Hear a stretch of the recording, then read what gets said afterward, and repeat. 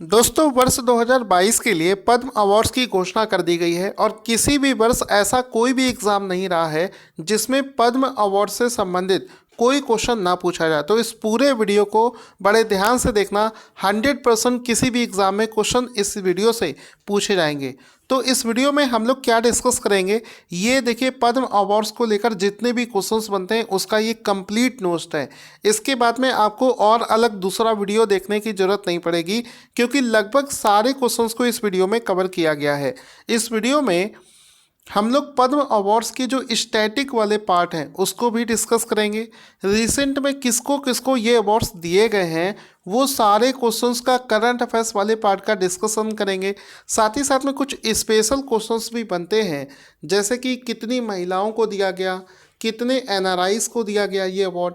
तो वो सारे जो स्पेशल क्वेश्चंस हैं उसको भी इस वीडियो में पूरे अच्छे तरीके से डिस्कस किया जाएगा। और दोस्तों जो लोग इसका पीडीएफ लेना चाहते हैं फ्री में, वो हमारे टेलीग्राम चैनल जिसका नाम है टारगेट स्टडी IQ उसको ज्वाइन करें। वहाँ पर आपको इसका पीडीएफ भी फ्री में दिया जाएगा रिवीजन करने के उद्देश्य से।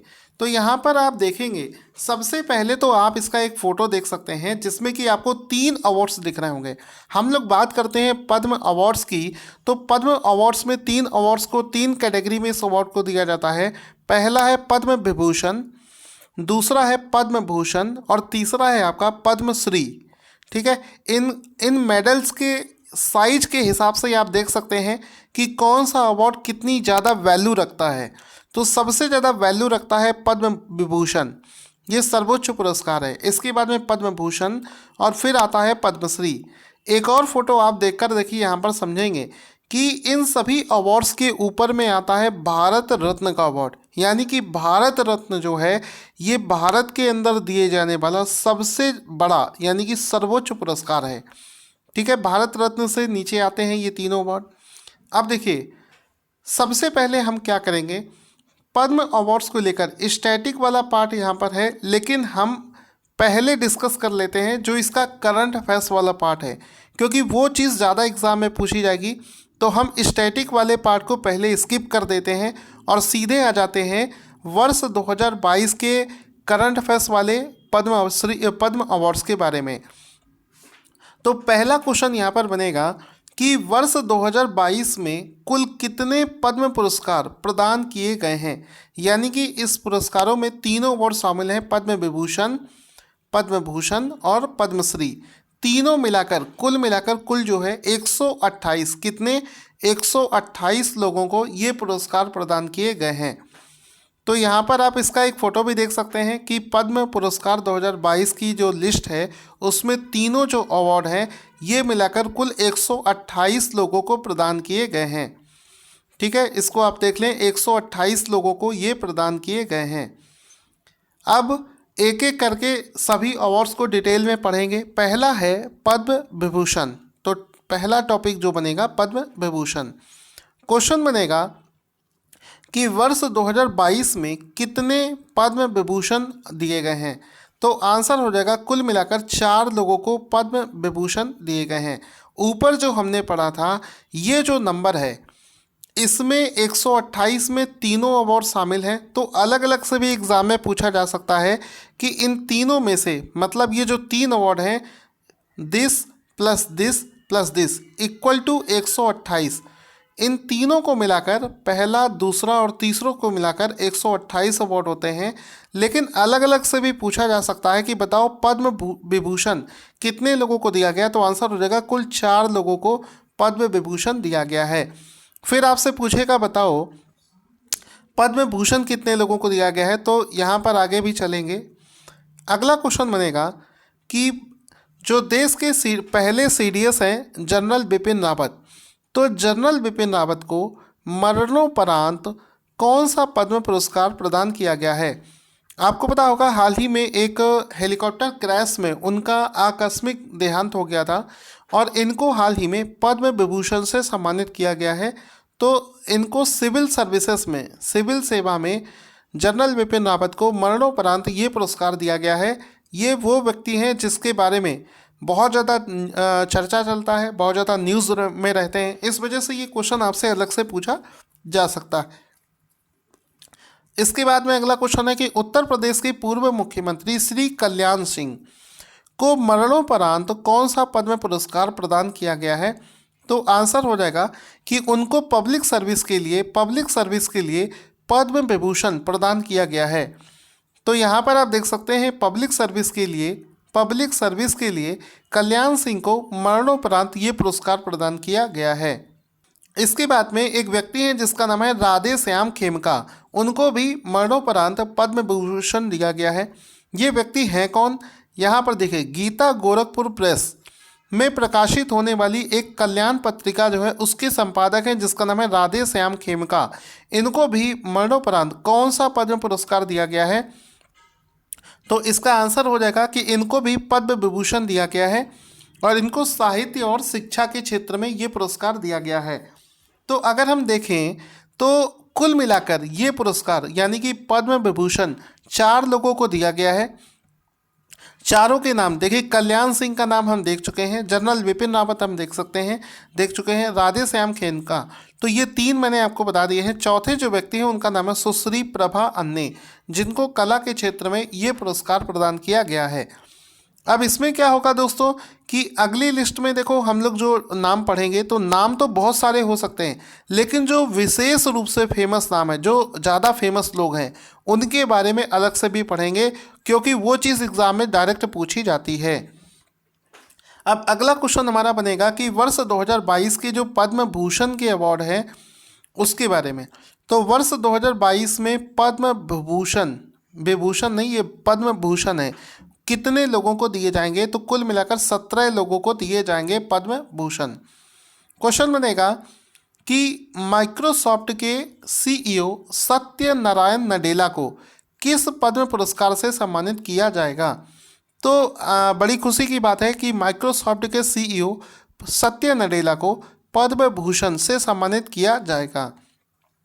इसी तरीके से एक गूगल की पेरेंट कंपनी है अल्फ़ाबेट, तो अल्फ़ाबेट कंपनी के सीईओ जिनका नाम है सुंदर पिचई को कौन सा पद्म पुरस्कार दिया जाएगा?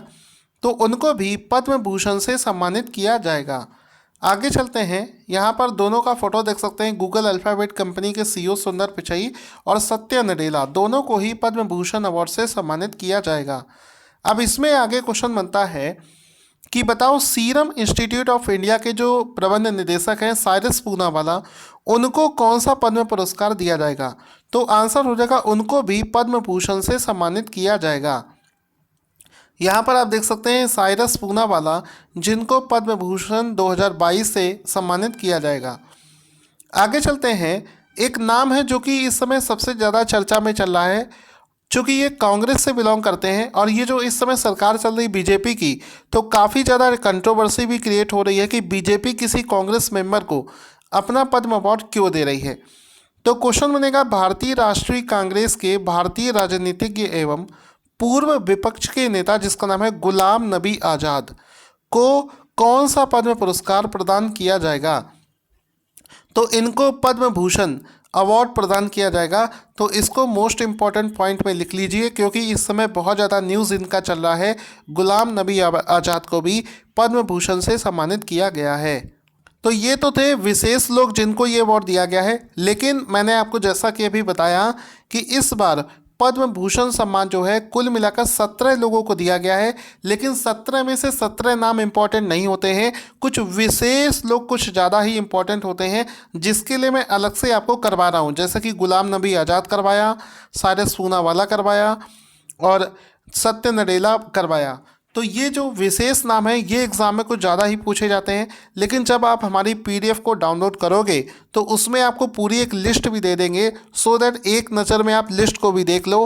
हो सकता है कोई और नाम भी एग्ज़ाम में पूछ लिया जाए। जैसे कि ये पूरी 17 लोगों की लिस्ट अगर आप देखेंगे तो इसमें देखो देवेंद्र झांझरिया का भी नाम है जो कि स्पोर्ट्स से बिलोंग करते हैं, उनको भी पद्म भूषण दिया गया है।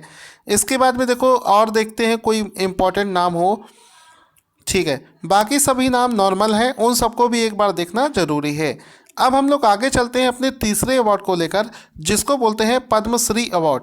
तो वर्ष 2022 के पद्मश्री अवार्ड्स के बारे में पहला क्वेश्चन बनेगा कि वर्ष 2022 में कितने पद्मश्री दिए जाएंगे? तो कुल मिलाकर 107, कितने 107। तो यहाँ पर अगर हम देखें, सबसे पहले हमने पढ़ा पद्म विभूषण 4 लोगों को दिया गया था, उसके बाद में पढ़ा पद्म भूषण जो कि 17 लोगों को दिया गया, और तीसरा हमने पढ़ा पद्मश्री जो कि 107 लोगों को दिया गया। अगर हम इन तीनों को जोड़ेंगे तो ये हो जाता है 128। तो कुल मिलाकर 128 लोगों को ये पुरस्कार प्रदान किए गए हैं। नंबर्स कुछ इस तरीके से आपको देखने को मिलेंगे। अब पद्मश्री अवार्ड्स में सबसे इम्पोर्टेंट नाम आता है नीरज चोपड़ा का, जिन्होंने जेवलिंग में गोल्ड मेडल भारत के लिए जीता था। तो क्वेश्चन बनेगा, नीरज चोपड़ा को कौन से पद्म पुरस्कार से सम्मानित किया गया है? तो आंसर हो जाएगा, इनको पद्मश्री से सम्मानित किया गया है।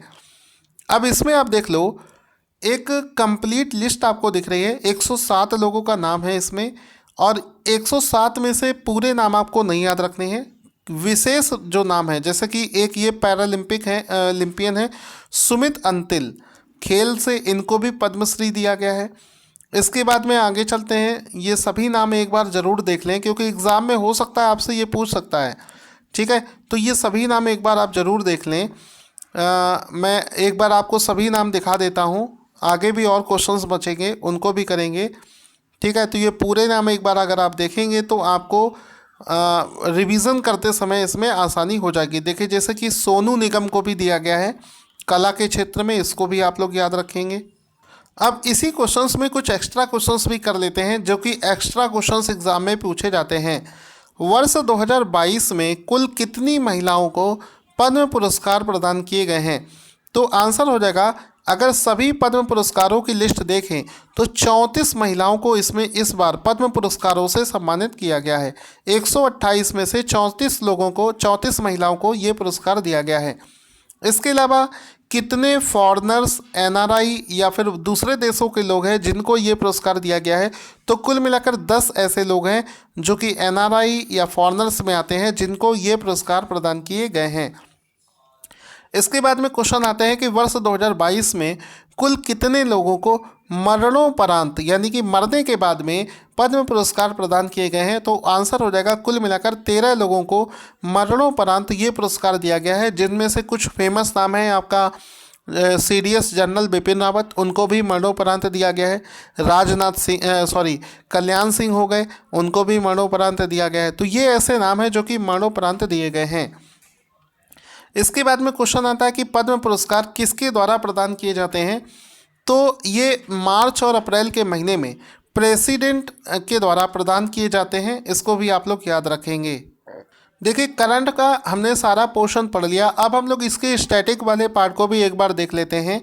जैसे कि ये जो पद्म अवार्ड हैं ये किस तरीके से प्रदान किए जाते हैं? एक्चुअल में प्रधानमंत्री की सलाह पर एक कमेटी गठित करी जाती है और वो कमेटी ही इन नेम्स को रिकमेंड करती है, ठीक है। इसके बाद में है कि ये जो पुरस्कार हैं ये सरकार के द्वारा कब शुरू किए गए थे? तो 1954 में 2 नागरिक पुरस्कारों की घोषणा करी गई थी। पहले का नाम है भारत रत्न और दूसरे का नाम है पद्म विभूषण।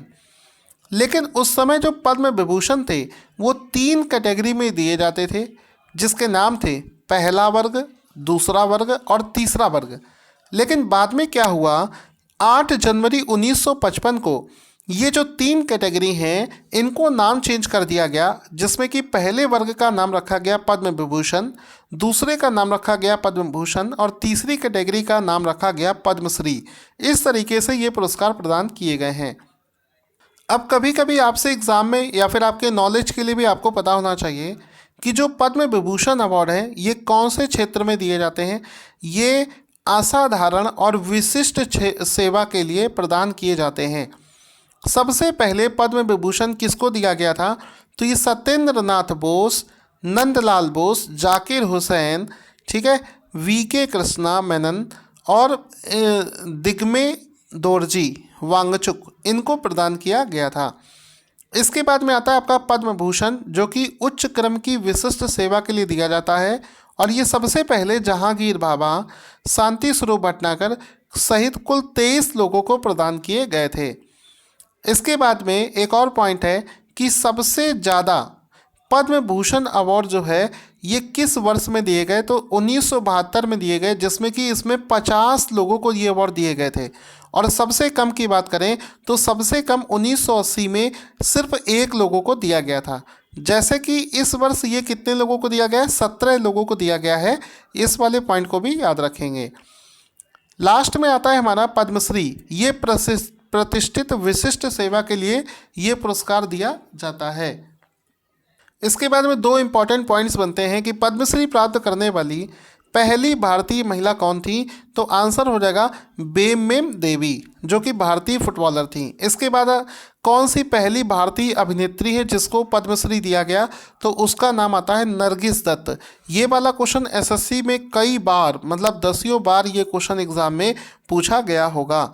तो देखिए यहाँ पर हमने इस पूरी पीडीएफ को बहुत अच्छे तरीके से पढ़ लिया है, जिसमें कि हमने सबसे पहले करंट अफेयर्स वाले फैक्ट पढ़े, फिर हमने स्पेशल मिक्स वाले क्वेश्चंस कर दिए, फिर हमने स्टैटिक जीके वाले क्वेश्चंस कर दिए। अगर आपको हमारा वीडियो पसंद आया हो तो वीडियो को लाइक करें और इसका पीडीएफ लेने के लिए हमारे टेलीग्राम चैनल को ज़रूर ज्वाइन करें। वीडियो को ज़्यादा से ज़्यादा दोस्तों के साथ में शेयर करना भी ना भूलें।